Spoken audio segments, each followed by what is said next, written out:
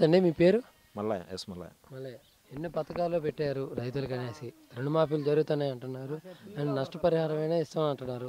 అవన్నీ అందుతున్నాయి లేదు ఇక్కడ సగం. అయితే రాలేదు. రుణమాఫీ మాత్రం అలా 50,000 లోపు తీసుకున్న వాళ్ళే మాత్రమే పోయినాయి, కానీ మిగతా 50,000 ఒక్క రూపాయి ఇప్పించున్నా కూడా వాళ్ళు ఎవరి అయితే పోలా, అంటే పైన వాళ్ళకి ఎవరి పోలా. అంటే మీ వరకే మా వరకు మేము 70,000 తీసుకున్నాం. అది 70,000 తీసుకుంటే ఇప్పుడు అది 1,50,000 అయింది. ఆ 70,000 1,50,000 అయింది ఇప్పుడు బ్యాంకులో. మేము పోద్దామని చెప్పేసి కట్టదని చెప్పాడు కదా. ఇప్పుడు అది 1,50,000 అయితే 3 కిస్తీలు వేసాడు. ఇప్పటికి 3 కిస్తీలు ఎంత వేసాడు? 68,000 వేసాడు. 3 కిస్తీలు 68,000 వచ్చినాయి. 3 కిస్తీలు పోతే ఇంకా 1,50,000 68 పోతే ఇంకా 1,80,000 చిల్లర ఉంది. ఇంకా 2 కిస్తీలు వస్తాయంటుండు. ఆ 2 కిస్తీలు ఎంత వస్తుందో తెలియదు. మరి ఈసారి కల్లా అది మొత్తంగా రుణమాఫీ జరిగిపోద్ది అనేది ఉందా? ఎలక్షన్ ముందుకల్లా అని చేస్తారని నమ్మకం లేదు. నమ్మకమే లేదా? నమ్మకం ఉందనే వారు ఉన్నారు అంటే అనవచ్చు, కానీ వస్తే ఆ 2 కిస్తీలు మహా వస్తే. ఆయన పరిపాలన విధానం గురించి ఏమని చెప్తారు? బాబు గారు 4.5 ఏళ్ళు చూశారు. 4 పరిపాలన విధానం అనేది చెప్తుండగా పేరుకు అయితే చెప్పడానికి హంగారు బట్టలు బాగానే ఉంటాయి, కానీ ఆ ఆచరణలోకి అయితే రావట్లేదు. ఇక్కడ అధికారుల పనితీరు ఎలా ఉంది? ఎమ్మెల్యే మంత్రుల వారి మంత్రి అయితే అసలు మంత్రి పనితీరు ఒక ఎమ్మెల్యే స్థాయి కూడా లేదు ఆయన పనితీరు. చెప్పుకోవడానికి బాగానే ఉంటుంది. వాళ్ళ ఇక్కడైతే జరగల. ఆయన నియోజకవర్గం వరకైనా జరుపుకోవాలి కనీసం. ఇప్పుడు రాష్ట్ర స్థాయి అట్లా నుంచి ఆయన నియోజకవర్గంలో కూడా ఆయన అభివృద్ధి చేసుకోలేకపోయాడు. మెయిన్ అంటే చాలా వరకు అయితే మాత్రం మార్పు కొడదామనే వాళ్ళు ఉన్నారు. కొంతమంది లేదు ఇంకోసారి అవకాశం ఇద్దాము కొత్త వారికి కాకుండా అనే వాళ్ళు ఉన్నారు. కొత్త వారికి ఇస్తారా మీరు? జన్మభూమి కమిటీలు పెట్టి వాళ్ళ వరకు అయితే న్యాయం జరగవచ్చు, కానీ మిగతా వాళ్ళకైతే జరగలే. ఇప్పుడు వాళ్ళ పార్టీలకు జన్మభూమి కమిటీలు పెట్టుకొని వాళ్ళ వరకు పనులు అయితే జరిగినాయి, కానీ మిగతా వాళ్ళకైతే పనులు జరగలే. సామాన్య మానవుడు కానీ అందరికి జరగలే. ఈసారి ఏపీలో హంగ్ అంటున్నారు, నిజమంటారా? హంగ్ అయితే జరగదు. హంగ్ జరగదు. పవన్ గారు రావచ్చు అంటున్నారు. వచ్చినా కూడా అదే వచ్చే సమస్య లేదు, కానీ పవన్ వచ్చే సమస్య లేదు. కానీ తేడా వచ్చి ఆయన కింగ్ మేకర్ అవ్వచ్చు అంటున్నారు. ఆయనకు 30 ఓటు పర్సెంటేజ్ అవుతుంది, కానీ సీటు పర్సెంటేజ్ అయితే లేదు. మరి సీటు గురించే మాట్లాడుతున్నాం, ఓట్లు కూడా మాట్లాడుతున్నారు. ఎన్ని సీట్లు రావచ్చు అంటారు? ఏ పార్టీకి ఎన్ని? ఆయనక నా అంచనా ప్రకారం ఒక 10-15 లోపు. వైసీపీకి ఒక 110 నుంచి 120. అంటే వైసీపీకే గెలుపు అవకాశాలు ఎక్కువ అన్నట్టు మీరు మాట. టీడీపీకి లేదా? టీడీపీకి లేదు ఈసారి మొత్తం కేంద్రంలో ఎదురు రావాలంటారు. కేంద్రంలో కాంగ్రెస్ వస్తే బాగానే ఉంటుంది, కానీ ఈయన పొత్తు వల్ల కొంత దెబ్బతింటుంది. కాంగ్రెస్ దెబ్బతింటుంది. టీడీపీ కాంగ్రెస్ కలవడం మీకు ఎలా ఉంది? అది బాగాలేదు. కాంగ్రెస్లో పైన కేంద్రంలో కాంగ్రెస్ వస్తే బాగుండని ఆశ అందరికి ఉంది, కానీ ఈయన పొత్తు వల్ల దెబ్బతింటుంది కాంగ్రెస్. ఆంధ్ర రాష్ట్ర ప్రజల కోసమే కలవడం జరిగింది, ప్రత్యేక హోదా ఇస్తానన్నారు. పొత్తు వల్లనే కాంగ్రెస్ దెబ్బతింటుంది పైన. అదే ఈయన కలవడమే మంచిది కాదు. అది అంటే అసలు అభివృద్ధి కోసమే కదా కలిసారు, ఏమైంది అంటున్నారు కదా కొందరు. బీజేపీ కలిసి అభివృద్ధి చూపించిండు. ఇప్పుడు వీళ్ళతో కలుస్తుండు, వీళ్ళతో అభివృద్ధి చూపిస్తాడు. తర్వాత రైతులకి రుణమాఫీలు జరుగుతున్నాయి అన్నారు, జరుగుతున్నాయా? ఇక్కడ జరగటలే. విడతల వారికి అవుతున్నాయి అన్నారు, జరుగుతున్నాయి లేదా? అంతే లేదా? పోయిన కానీ మాకు జరగలే. అంటే మీ వరకే జరగలేదంటారా? ప్రాంతంలో వారికి జరుగుతుందా? ఇక్కడ జరుగుతుందేమో కానీ నా వరకు జరగలే. మీ వరకు జరగలేదు. పెద్ద రుణమాఫీలు ఒకవైపు, పంట నష్టపరిహారాలు అంటున్నారు. పంట పరిహారం కూడా రాలే. పెన్షన్లు అన్నారు, పింఛన్లు వస్తున్నాయి. అసలు పింఛన్ నాకు పెట్టనే లేదు. మీ వయసు ఎంత ఉంటుంది? 60-70 దాకా ఉంటాయి. మరి 60 దాటంటే కదా పింఛన్ పెట్టలేదు. ఈ ఊళ్ళో చేయలేదా? చేయాలి కదా. చేసిన 2 సార్లు రాలే. ఏమంటున్నారు? ఇదే కాదు, మళ్ళీ ఇంకా చేయాల్సింది అంటున్నారు. మరి ఇల్లులో చేయాలేదా? మాకు ఇల్లు లేదు, రాలే. ఇల్లు రాలే. మరుగుదొడ్లు పెట్టినా కానీ ఇక్కడ లోగనే మడి చేసిన మా దానికి రాలే. ఆ మాపు పేసినట్టు మాపు లేదు మాకు. ఒకటి సంగతి నాకు రాలేదుగా. ఎమ్మెల్యే గారు అందుబాటులో ఉండే మనిషా కాదా? వస్తున్నారా చూడడానికి? ఎమ్మెల్యే గారు ఒకసారి వచ్చిండే. వచ్చాడా? మరి ఆయన తాలూకు మనుషులనే వచ్చి రోడ్లే మీ చూస్తున్నాం, రోడ్లు అంటున్నారు.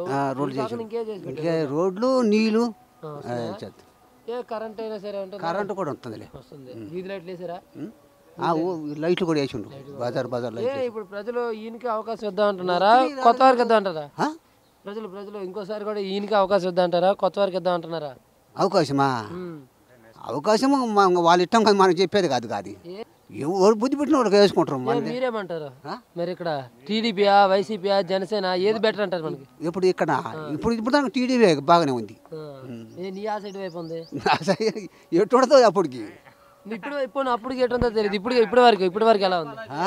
ఇప్పటి వరకు ఎలా ఉంది? ఇంకేం జగనే జగన్ అంటారు. ముఖ్యమంత్రిగా జగనే రావాలా? అందుకు రీజన్ ఏంటి? చంద్రబాబు గారు ఎందుకు వద్దంటారు? చంద్రబాబు నాయుడు ఎందుకంటే ఏం చేయించుడు, రోడ్లు ఒకటి చేయించుండు, పింఛను ఇట్లాంటి ముసలోళ్ళకి ఇవ్వటం లేదుగా. జనసేన వల్ల నష్టం ఉండొచ్చు అంటున్నారు. మరి అదే నిజమైతే ఏ పార్టీకి నష్టం ఉంటుంది? దాని తర్వాత సంగతి లేదు. నమస్తే పెద్దయినా, మీ పేరు? నా పేరు బొలికొండ, నక్క ఎర్రబొలికొండ. మేము వ్యవసాయ పని చేస్తుంటాం, పొలిటికల్గా తిరుగుతుంటాం. ఒకసారికి 2 సార్లు రాజకీయాల్లో పోటీ చేసాం, గెలిచాం. ఓకే, వ్యవసాయంతో పాటు రాజకీయాల గురించి తెలిసే ఉంది. మరి ఇప్పుడు రాజకీయాలు ఎలా ఉన్నాయి? ఇప్పుడు రాజకీయాలన్నీ ఏ కారణంగా చెప్పినా ఏది చేసినా చంద్రబాబు చేసిన పని ఆయన కష్టపడి అన్ని రకాలుగా పని చేసినా కూడా అనేక రకాలుగా కమిటీ సంతకాలు పెట్టి ప్రతి మనిషిని ఇబ్బంది పెట్టారు కాబట్టి ఆయనకి ఏం అవకాశం ఉండదు.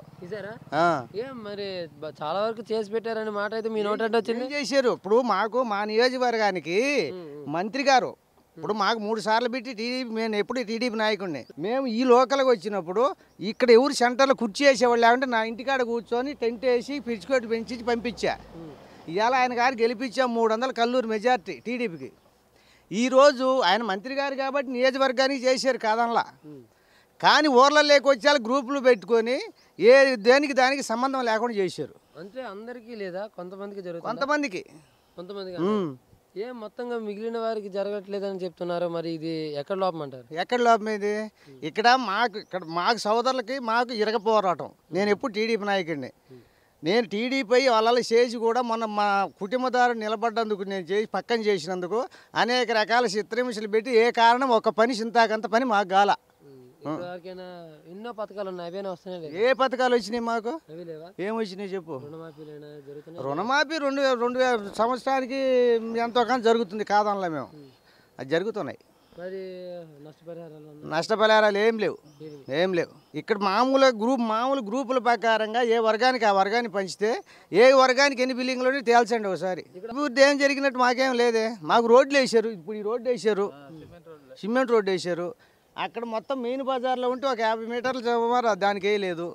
మిగతా అవతల ఆ ఊరి ప్రెసిడెంట్ కాబట్టి ఆ ఊరికి అనేక కారణాలు మొత్తం దోవ చూపించుకున్నాడు. లోటుపాట్లు అనేక రకాలుగా ఉన్నాయి. ఇప్పుడు మీ గ్రామ ప్రజలందరూ అంటే వాళ్ళ తరపున మీరే మాట్లాడతారా లేకపోతే మీ వరకే మాట్లాడతారా? అసలు ఈసారి కొత్త వారిని ఎంచుకుంటారా లేకపోతే ఇంకో అవకాశం ఇచ్చేది ఉందా వారికి? అవకాశం ఇవ్వటానికి ఇచ్చినా మనకు ఉపయోగపడినప్పుడు మనం ఇచ్చి చేసేది ఏందంటున్నా. మరి ఎవరికి ఉన్నది ఇప్పుడు అవకాశం? ఎవరు ఈ అవకాశమా? ఈసారి 99%గా జగన్కి అవకాశం పడుతుంది అనుకుంటున్నాం. 99 జనసేన కూడా ఉంది కదా? జనసేన ఉండొచ్చు, మా వర్గం జనసేనే. కానీ అయినా కూడా మేము దీనికి మీద చేసేదే. జనసేన ప్రభావం ఉంటే జనసేన ప్రభావం ఉంటే టీడీపీకి నష్టం, జగన్కి లేదు, ఉండదు. కేంద్రంలో ఏది రావాలంటారు? కేంద్రంలో రాహుల్ గాంధీ గారు వాళ్ళ కుటుంబం భారీగా చేసిన వాళ్ళు కాబట్టి వాళ్ళ తాతల తండ్రుల కాడి నుంచి వాళ్ళకి ఓటు వేయాలి, ఎంపీ ఓటు వాళ్ళకి వేయాలని మా ఆలోచన.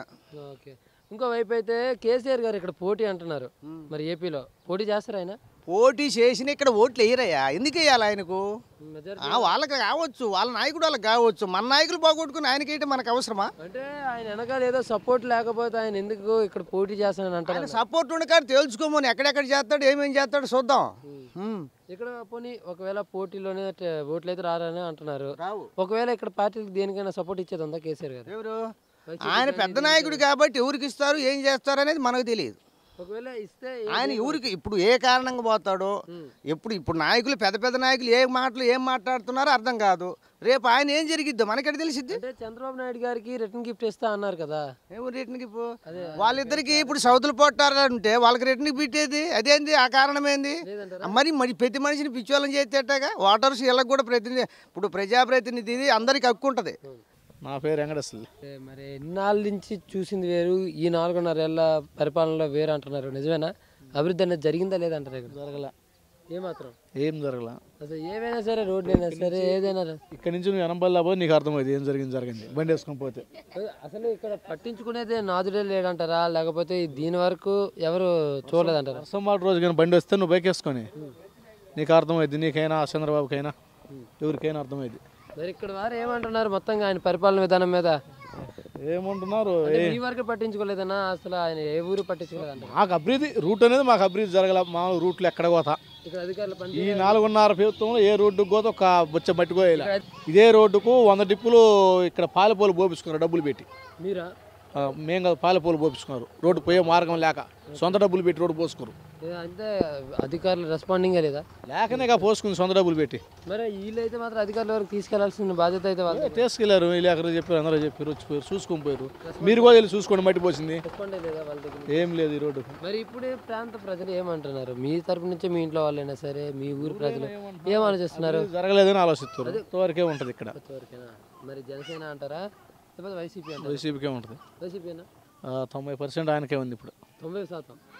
జగన్ గారు వస్తే వాళ్ళ తండ్రి గారి పరిపాలన చూపిస్తారు ఆయన పరిపాలన విధానం బాగుంటుంది అలా చూపిస్తాడని ఆశపడుతున్నారు జనం ఒకవేళ చేయకపోతే ఇంకప్పుడు పరిస్థితి ఎలా ఉంటుందో అప్పుడు తర్వాత మళ్ళీ నెక్స్ట్ కదా ఓకే ప్రధానికి ఎవరు రావాలంటారు ప్రధానిగా రాహుల్ గాంధీ వస్తేనే మేలు కాంగ్రెస్ వస్తేనే బాగా మేలు జరిగింది ఏం బీజేపీ వద్దా జరగదు బీజేపీలో ఎందుకు వద్దంటున్నారు అభివృద్ధి జరగదు మాకు ఇక్కడ చెప్పిన ఇప్పుడు పనులు అనేది అభివృద్ధి లేదు రైతుల వరకైనా లేకపోతే ఎవరికైనా సరే రైతుల వరకు ప్రస్తుతం మేము రైతులం కాబట్టి రైతుల వరకు అర్థమైంది మాకు ఓకే